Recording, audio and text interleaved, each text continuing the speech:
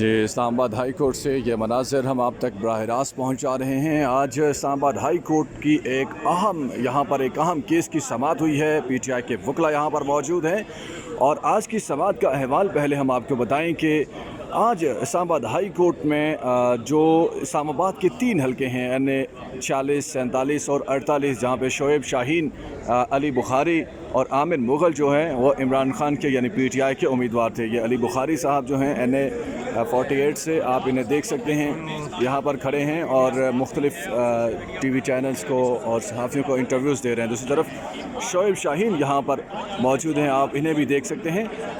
واضح رہی کہ 120 دن ہوتے ہیں جب الیکشن کا دن آ جاتا ہے، ریزلٹس آ جاتے ہیں اور اس کے بعد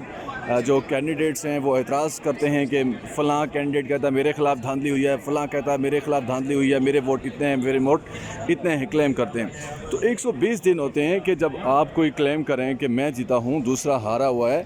تو آپ کورٹ آف لا میں جائیں، ٹریبیونلز میں جائیں، آپ کے جو تحفظات ہیں ان کو دور کیا جائے۔ 120 دنوں میں یہ فیصلہ کیا جاتا ہے۔ اب لگ بھگ الیکشن 8 فروری کو ہوا تھا۔ آج آپ دیکھ لیں فروری کا پورا مہینہ، پھر مارچ کا پورا مہینہ اور اپریل کا پورا مہینہ، تقریباً 90 روز، اور پھر مئی کا بھی تقریباً پورا مہینہ، تو 120 دن ہونے کو ہیں۔ تو کچھ ہی دن باقی ہیں 120 دن مکمل ہونے کو، اور اسلام آباد ہائی کورٹ نے یہ یوں سمجھ لیں آپ کہ اگلے 1 ہفتے سے 10 دنوں میں یا 2 ہفتوں میں اس کیس کو نمٹانا ہے۔ اور آج شعیب شاہین نے یہ گفتگو کرتے ہوئے کہا کہ اسلام آباد ہائی کورٹ سے انہیں ریلیف کی امید ہے، اور اسلام آباد ہائی کورٹ نے تمام کینڈیڈیٹس کو طلب کیا تھا۔ آج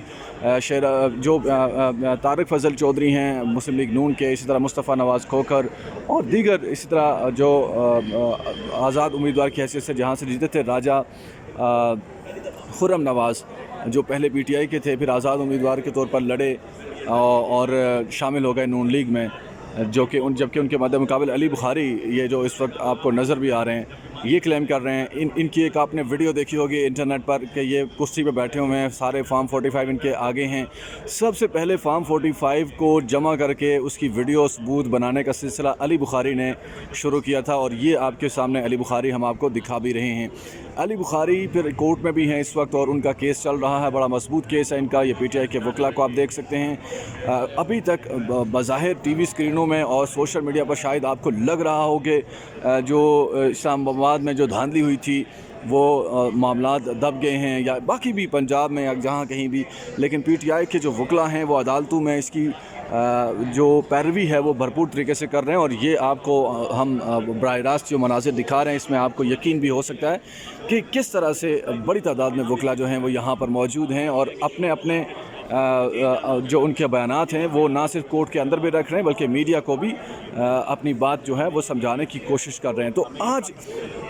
کورٹ کی کارروائی کے اوپر آتے ہیں واپس کہ کورٹ نے ایک بار پھر آج فارم 45 طلب کیے تھے۔ آج مسلم لیگ نون کے اور دیگر خاص طور پر جو لوگ جیتے ہیں، خرم نواز،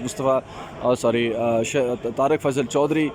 اور ایک اور تیسرے کینڈیڈیٹ جو تھے وہ نہیں آئے، ان کی جگہ پہ الیکشن کمیشن کے لوگ یہاں پر پھرتی سے پیش ہوئے، اور انہوں نے کہا کہ جی تمام نتائج جو ہیں وہ بالکل ٹھیک ہیں اور ان کا کلیم صحیح نہیں ہے۔ ہمارے پاس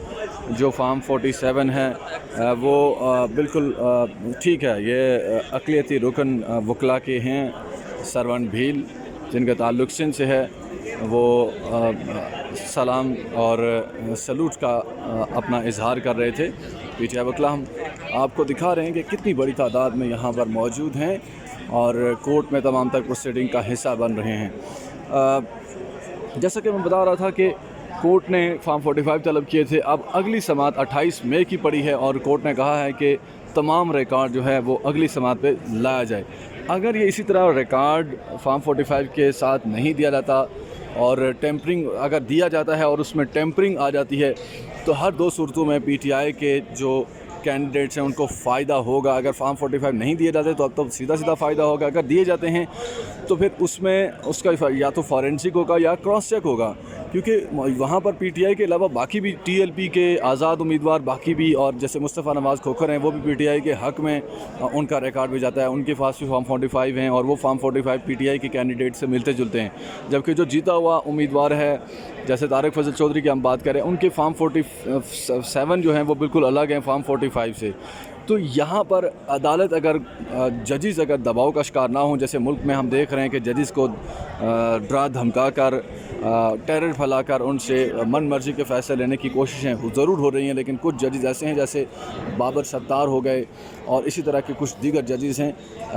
جیسے جو خاص طور پر میاں گل حسن اورنگ زیب ہیں اور اسی طرح باقی کچھ ججز ہیں، ان کی طرح اگر دلیری کے ساتھ فیصلے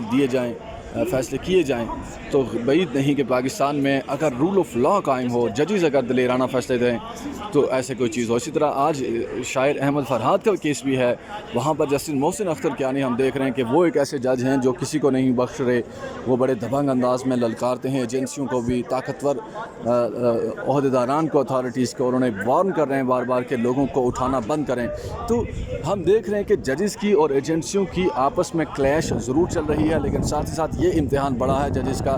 کہ اب جو دھاندلی جہاں پر پی ٹی آئی کے بقول بڑے واضح ثبوت ہے، اور میڈیا نے، ہم نے بھی رپورٹ کیا تھا 8 فروری کو، بہت مینوپولیشن ہوئی ہے، بہت زیادہ نتائج میں رد و بدل کیا گیا۔ تو اب دیکھتے ہیں کہ ججز کیا فیصلہ کرتے ہیں۔ 28 مئی تک انتظار کریں۔